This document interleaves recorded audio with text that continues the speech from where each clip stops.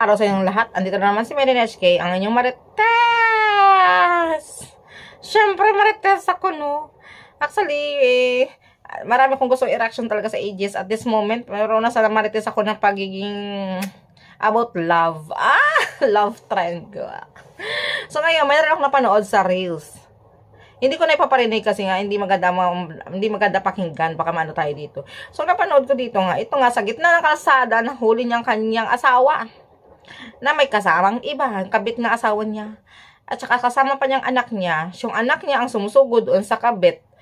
Si Mr. naman ito, payakap-yakap sa kabit. So ang nagbibideo naman ay si Mrs. Yun. Kasi sa pinagsisigawan niya, kabit yan, kuya, kabit yan. Something like that. So, grabe naman ang protection din ni kuya sa kanyang kabit. Well, baka talaga nagmamahalan sila ng todo, no? Kasi bakit ganun ang talagang protection niya? Ito lang para sa akin naman, no? Itong topic talaga kagabi na, what if, pag nahuli mo talaga ang partner mo na merong iba, anong dapat mong gawin? So, doon sa kagabi, kay Matia Bayon, ang sagot niya doon ay, sabi niya, yun na nga, nagparaya na lang siya kasi syempre, nabuntis na yung babae. Ayaw na rin niya mag-iskandalo. Yan ang sinabi ni Matia Bayon kagabi doon sa live ko. So, di ba, nakakatawa ng ganun ang sagot ng aking isang ka-ages din. Now, which is good din naman yun. Talagang, instead na mag-iskandalo, instead na maging magulo pa talaga, gawing pang komplikadong lahat.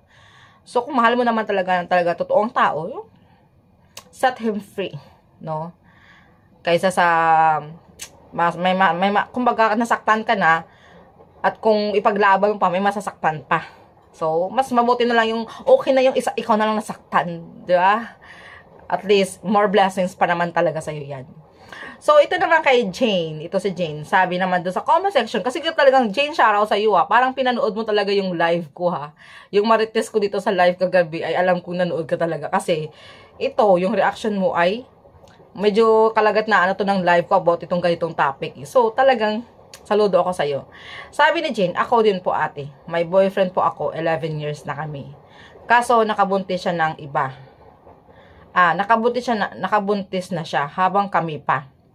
Meron palang nangyari sa kanila, kaya ako na lang ang nag-give up.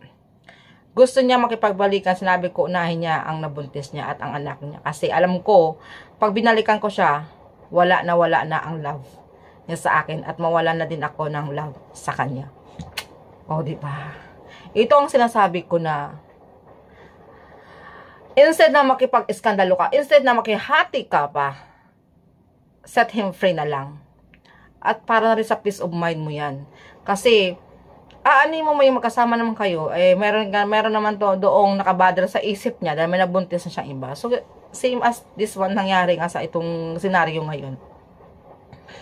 No? Kailangan talaga minsan, matuto tayo magparaya. Hindi natin kailangan mag-iskandalo sa buong mundo para ipaglaban ang asawa mo. Kung talagang ayaw na sa'yo, bitawan mo na. So, kumbaga, know your worth, ika nga. Kasi, pilit mo lang pilit ang buuin ang iyong pamilya. Kung talagang hindi na mabuo-buo, mahihirapan ka lang, ma-stress ka pa. O, diba? Sinong sinasaktan mo? Kundi sarili mo lang din damdamin. So, pag ganyan naman talaga, hindi wag mo na ipilit ang dapat, hindi na. Ay, naku. Kasi kung ganyan gagawin mo, pabarangay, patulfo. O nga man sa tulfo, sinong napapahiya? Kayo lang din naman, pamilya mo. Hindi lang isa, no? Lahat din kayo ang mapapahiya. Sila yung mga tao na talagang hindi nga kontento talaga. So, wala tayong magagawa sa isang taong walang contentment. So, hinsin nasaktan mo yung damdamin mo para magkaroon ka ng peace of mind. Hayaan mo siya. Hayaan mo siyang lumigaya sa iba. Kung liligaya ka sa piling ng iba. Ay, nako. O, diba? Kaya ang ganda dito ng mga ka-ages na to. Na mga reaction talaga nila at mga sagot din nila sa mga tanong ko nga na yun. Na matuto talaga tayong magparaya. Ang sarap kaya sa feeling magparaya. Kaysa sa magkasama nga naman kayo, pero hindi na pala ikaw ang tinitibok ng kanyang puso. Oh, yan ang isipin mo. Oh. So, yun lang guys, no? For today's video, basta, always remember, love yourself first. No, bago ka magmahal ng iba, mahalin mo muna ang sarili mo. Pahalagahan mo yung sarili mo. Kailangan alam mo yung kahalagahan mo. That's it. And I thank you. Kaya shout out dyan kay Jane, kay Matia Bayong, kay Chris, Catherine De Pera, kay Aina, kay Ayrde Magaza. Of course, shout out everyone. So, yun lang. And I would like to say, shout out pala sa aking jowa dyan. Ayan, happy 10th monthsary pala. Yun lang, kaya kumbaga tayo ay laging away bati din naman, pero andun naman talaga yung respeto at pagmamahalan pa rin. Kaya shoutout sa ilang bumangga-bangga.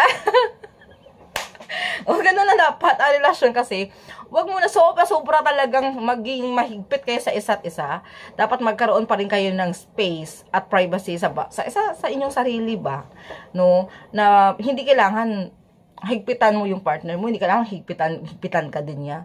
Dapat meron pa rin kayong konting space para sa inyong sarili. Tandaan niyo yan, guys. Huwag masyadong talian sa liig. Hindi maganda yan. Yan lang. Bye!